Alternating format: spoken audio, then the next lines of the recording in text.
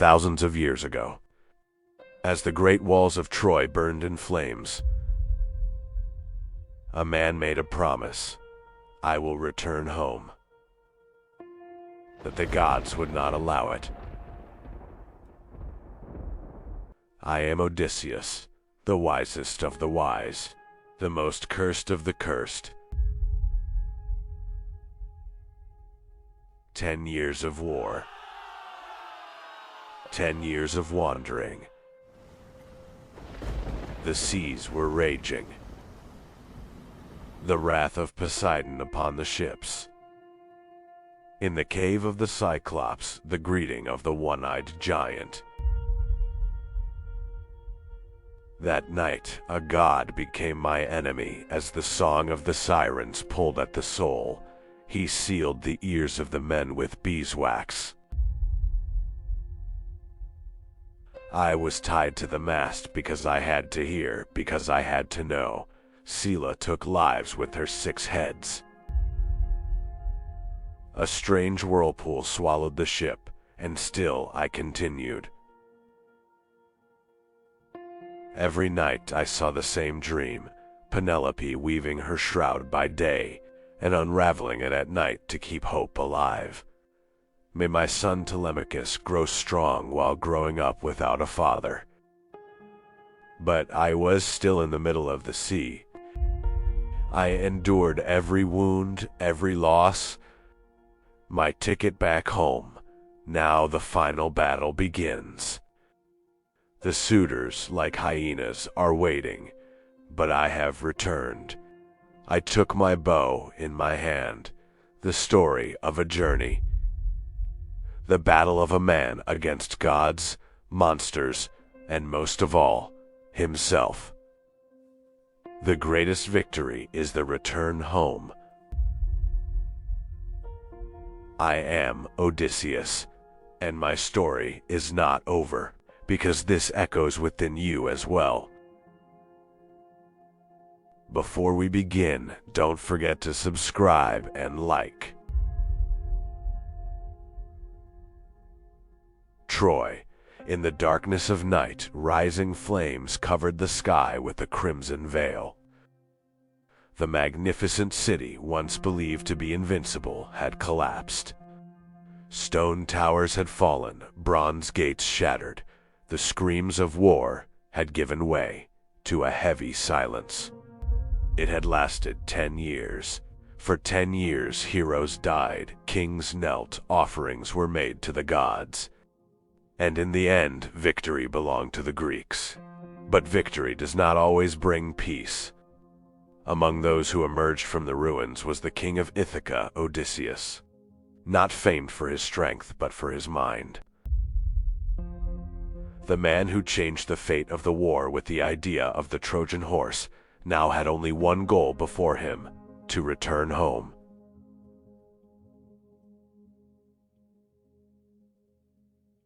Hundreds of men, tired but hopeful, all missed their homes and their wives.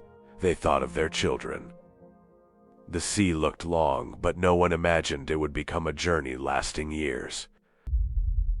As Odysseus stood at the prow of his ship, the wind struck his face. The sea stretching before him looked calm.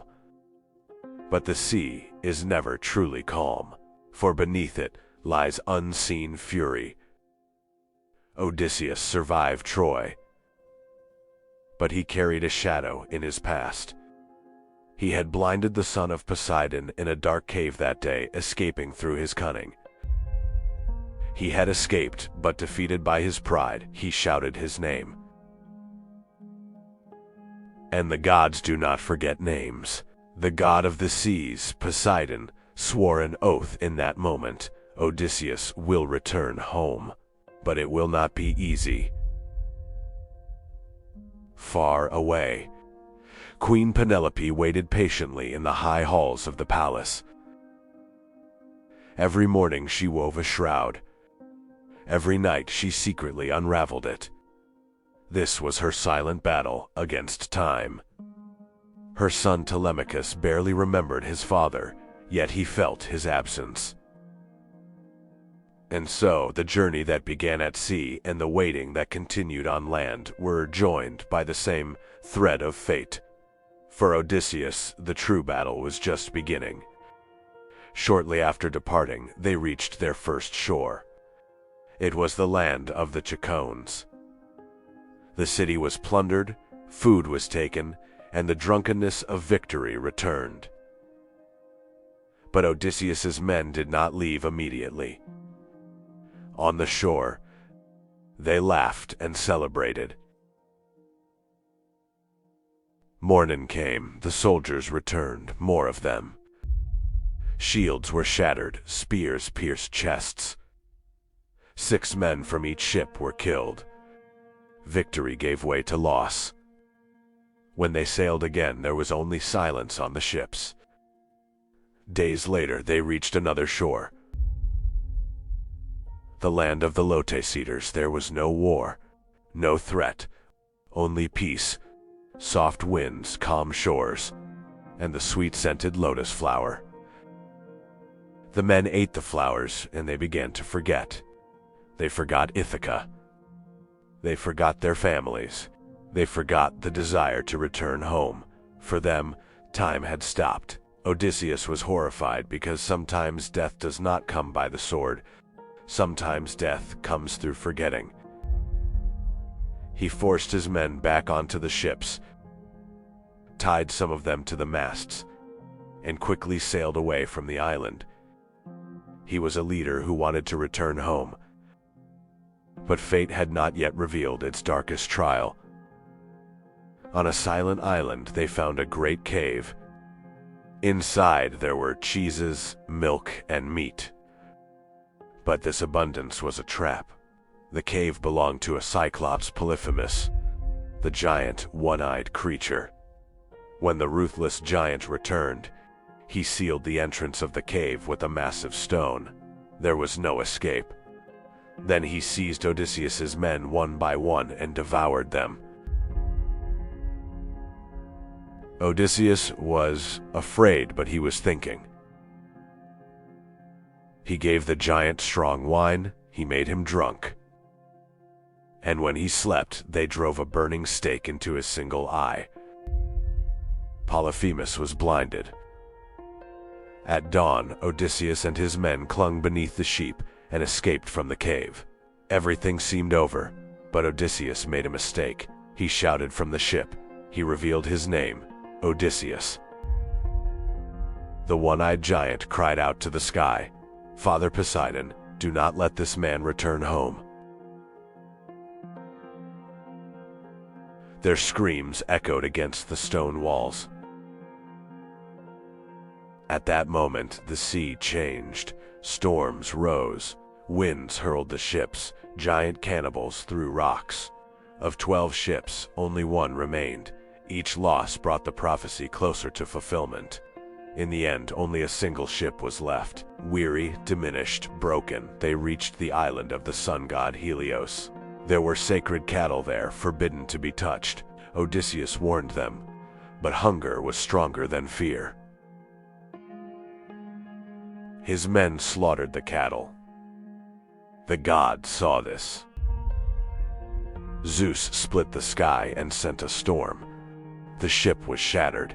The men were swallowed by the sea. And the prophecy was fulfilled. Odysseus was left alone. For 7 years he lived captive on the island of Calypso. He was offered immortality, but he chose the possibility of death. He wanted only to return home. At last the gods allowed it.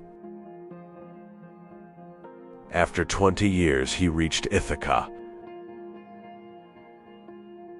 Disguised as a beggar, he arrived at his palace. There were suitors in his halls, men ready to claim his throne. Odysseus waited patiently. He chose the right moment. He drew his bow, the bow no one else could bend, and released the arrow. Justice was silent but certain. Penelope tested him with a secret one only her husband would know. And at last, after 20 years, the king returned home. The Odyssey is not merely a sea voyage. It is the story of patience. The story of being lost and finding one's way again. The cost of pride and the meaning of returning home.